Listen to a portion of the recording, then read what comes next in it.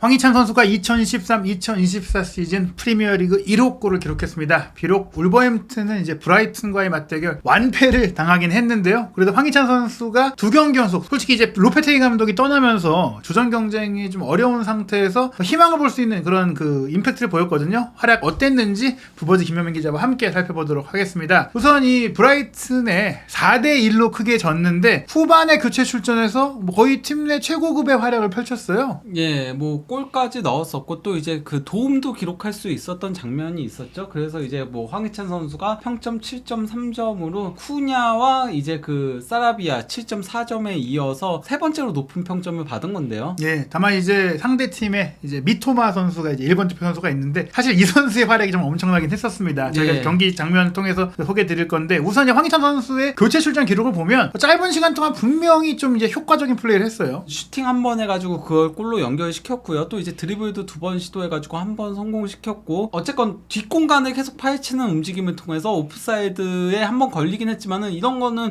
공격수한테는 필요한 장면이라고 할 수 있겠고요. 다만 이제 볼 경합 승률은 조금 떨어지긴 했었습니다. 예, 열심히 7번 부딪히긴 했는데 2번밖에 이기지 못했고 이제 리커버리를 대신 2개 기록하면서 부지런히 뛰었다. 이게 이제 그 황희찬 선수의 패스 맵인 건데요. 상당히 그래도 패스가 정교했죠. 그러니까 한 번 제외하고는 13번 시도해가지고 12번 성공시켰고, 특히 무엇보다도 박스 안에서 2번의 패스를 성공시켰고, 저게 이제 빅찬스였는데 골이 되지 않은 게 정말 아쉬웠다라고 할 수 있겠고요. 또 이제 드리블도 2번 시도했는데 저게 바로 이제 페널티 박스 바로 바뀌잖아요. 예. 저기서 드리블로 치고 가가지고 저기서 찬스 메이킹 한 거였거든요. 그 플레이가 사실 굉장히 인상적이었고 어떻게 보면 이제 이 경기에서 미토마 선수가 정말 슈퍼 드리블로 골을 넣었거든요. 뭐 그에 준하는 또 황희찬 선수의 능력을 보여줬어요. 그거는 좀 왜냐면은 네, 미토마의 그 드리블은 약간 조금 메시를 소환시키고 있더라고요. 예. 황희찬 선수는 황소 드리블. 예, 그렇죠. 예, 차라리 뭐 마리오 고메스라던 그런 선수들과 비교를 해야죠. 예. 루니 같은 예. 절구통 드리블 이렇게 얘기해야죠. 그걸 좀 보여줬습니다. 예. 근데 어쨌건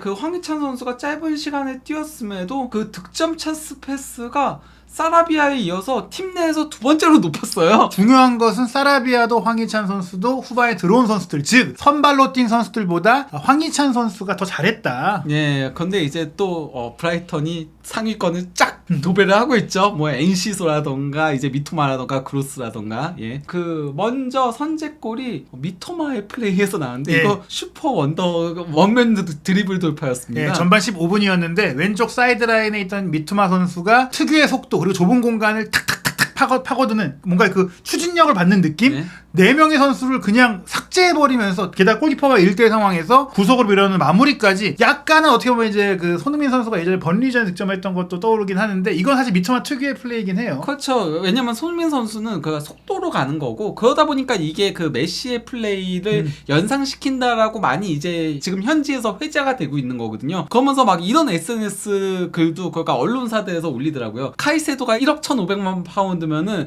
미토마는 얼마? 이런 식으로 올리는데, 저는 근데 그건 비교가 잘못됐다고 생각해요. 왜냐면은 카이세도는 만 21세로 어린 선수잖아요. 예. 반면에 미토마는 만 26세로 20대 중반이니까 예. 이 종류에는 나이도 굉장히 중요하게 작용을 하거든요. 예, 미래 가치 또 얼마나 재판매가 가능하냐 부분인데, 물론 미토마 선수 같은 경우에는 사실 유럽 진출 경력이 짧다 보니까 좀 젊은 선수로 착각하시는 분들이 있어요. 근데 이 선수는 일본에서 대학까지 예, 나오고 그러니까요. 약간 좀 늦가기 스타라고 할 수 있거든요. 다만 뭐 이제 자기 관리를 잘하는 시대이기 때문에 저는 미토마 선수가 앞으로도 좀 오래 롱런할 수 있다고 생각을 하는데, 네, 그러니까 이 종류를 저도 미토마가 많이 받을 거라고 생각을 해요. 예. 다만 카이세도만큼은 못 그건 받는다. 아니죠. 나이 때문에 안 돼요. 나이 예. 때문에. 그러니까 공격수긴 하지만은 나이 때문에 이 종류는 못 예, 받습니다. 일단 뭐 최근에 맨시티 이적설도 있긴 했지만 이 선수가 최소한 내년 여름에는 이적할 가능성이 충분히 있다라고 볼 수 있는 또 그런 발판을 마련한 멋진 플레이였고요. 그리고 나서 사실 후반전에 거의 브라이튼이 사실 뭐 후반전을 떠나서도 압도적인 경기를 했어요. 사실 전반전에도 웰백이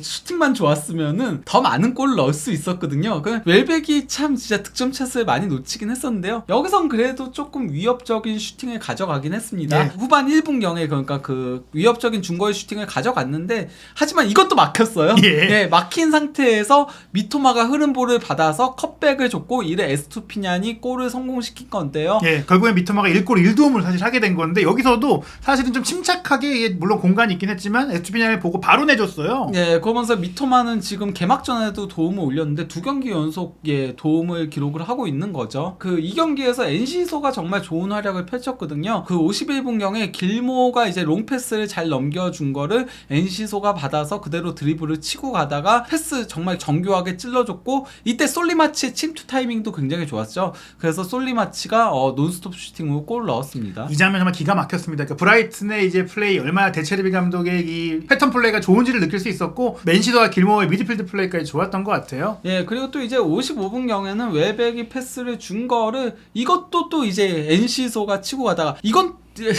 골 장면이 비슷했는데 반대쪽에서 이루어진 거거든요. 예, 이번에는 그 오른쪽으로 빠져 있었던 NC소가 또다시 이제 대각선 크로스를 정교하게 찔러줬고 이를 골문 앞으로 또 좋은 타이밍에 치고 들어간 마치가 또다시 골을 넣은 겁니다. 네, 벌써 4대0이 됐는데 마치 선수가 올 시즌은 골에 대한 그 집중력이라든지 의욕이 많이 좋아진 것 같아요. 뭐 이미 지난 시즌에 그러니까 이 선수가 그 지난 시즌 그 월드컵 끝나고 나서 거의 2년 만인가 첫 골을 넣었었는데 그러고 나서 계속 골 넣어요. 예, 한 번 좀 열리니까 그 케찹에 비유하는 것처럼 이제 뚝뚝뚝 하니까 확 나오는구나.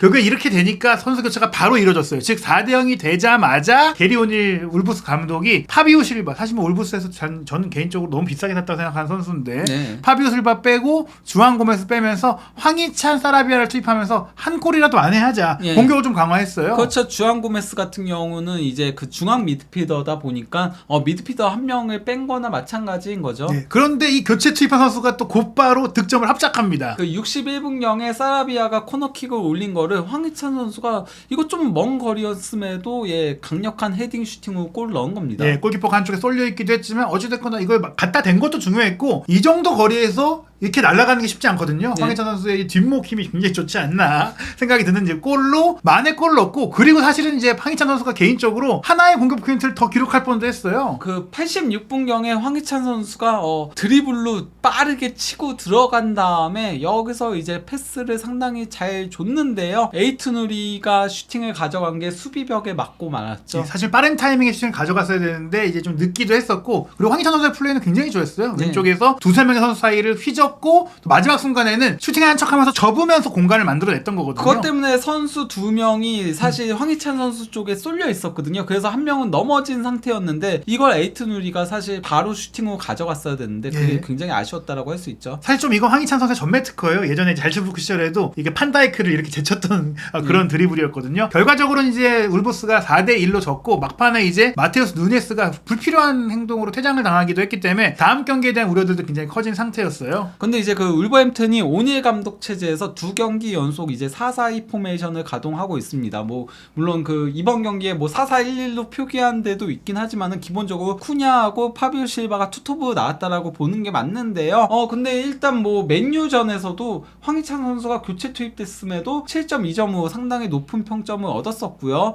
그리고 또 이제 이번 경기에도 7.3점으로 높은 평점을 얻고 있는 건데요. 근데 이제 기본적으로 게리 오닐 감독 같은 경우는 4-4이지만 한쪽에 이제 한쪽 측면에 뉴네스를 배치를 하면서 마테우스 뉴네스를요. 그러면서 여기서 볼을 점유하다가 반대편으로 넘겨서 거기서 이제 마무리 짓는 형태로 계속 운영을 했어요. 근데 이제 마테우스 뉴네스가 이번 경기에 퇴장을 당하면서 다음 경기는 변화가 불가피한 상태가 됐다라고 할 수 있겠습니다. 즉 황희찬 선수가 2경기 연속 교체 출전을 하면서 솔직히 주전 경쟁에서 좀 밀려있는 상태인데 골도 넣었고 연달아 잘했고 게다가 누네스까지 없다면 3라운드는 좀 선발 기회가 있지 않을까.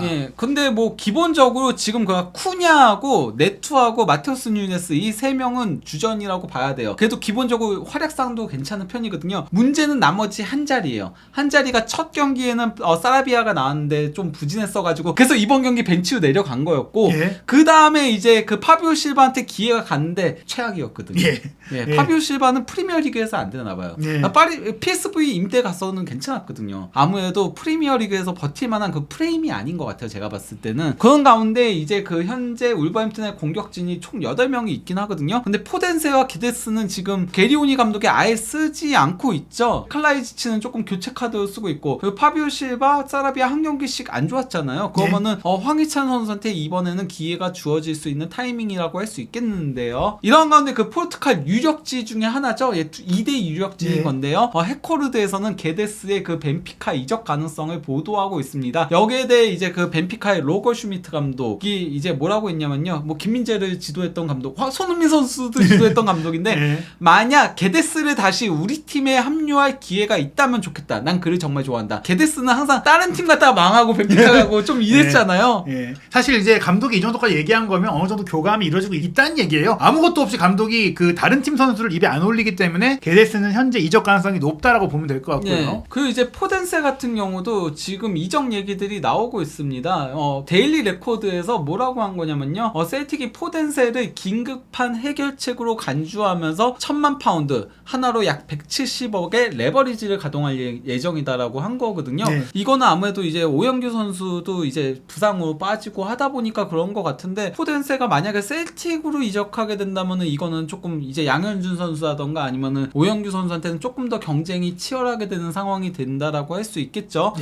근데 이제 그 게리 오닐 감독도 이제 현재 안 쓰고 있는 그 아예 그 명단에서 제외하고 있는 조니 카스트로와 포덴세와 이제 게데스에 대해서 뭐라고 얘기했냐면요. 조니와 포덴세는 정말 잘 훈련하고 있다. 게데스는 그가 가지고 있는 작은 통증으로 인해 약간의 재활을 하고 있다라고 설명을 하면서도 이들이 명단 제외된 이유를 설명하면서도 이적 시장에서 상황은 정말 빠르게 움직이기 때문에 어떻게 바뀔 수도 있다라고 한 겁니다. 즉 이적 가능성을 어느 정도 열어놓았다라고 할 수 있는 거죠. 사실 뭐 지금 디에고 코스타도 떠났고 히메네스도 떠났지만 여전히 울버햄튼이 공격수 숫자가 많기 때문에 경쟁이 치열한데 그 중에 일부는 떠날 예정이고 그 중에 일부는 뛰었는데 부진했기 때문에 아마도 다음 경기에는 황희찬 선수의 출전 시간이 좀 늘어나지 않겠느냐. 바로 그 경기가 8월 26일 토요일 밤 11시에 킥오프할 에버튼과의 원정 경기인데요. 그 다음에 또 카라바오컵 경기도 이어지기 때문에 일정이 좀 빡빡할 수도 있어요. 결국에는 황희찬 선수가 출전 시간을 갖지 않을까. 아무리 늦어도 리그컵에는 선발 출전할 거라고 보고요. 왜냐면 원래 이렇게 리그컵 초기 라운드 때 그것도 하브리그 팀이랑 붙을 때는 더더욱 로테이션을 돌리잖아요. 저는 에버턴전도 선발 출전 가능성이 있다라고 생각해요. 왜냐면은 교체 투입돼가지고 바로바로 임팩트를 보여주기도 했었고 또 이제 그 이전 두 경기 같은 경우는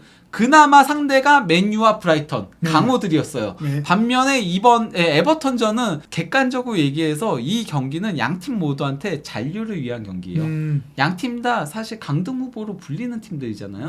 그렇기 때문에 울버햄튼도 조금 더 공격적으로 안 그래도 마테우스 누네스도 퇴장을 당했기 때문에 못 나오잖아요. 그렇기 때문에 지금은 뭐 한쪽에서 점유해서 뭐 이런 식으로 역습을 가져가는 플레이가 아닌 그냥 양쪽 다 윙 세워가지고 공격적으로 나가야 된다라고 봅니다. 그런 상황이라면 더더욱이나 황희찬 선수가 선발 출전할 가능성이 높을 것 같은데요. 빠르게 시즌 첫 골을 기록한 황희찬 선수, 에버튼과의 경기는 선발 출전할 수 있을지, 그리고 주전 경쟁에서 이겨낼 수 있는 또 한 번의 공격 포인트를 만들 수 있을지 황희찬 선수의 소식도 한준TV에서 확인하시기 바랍니다.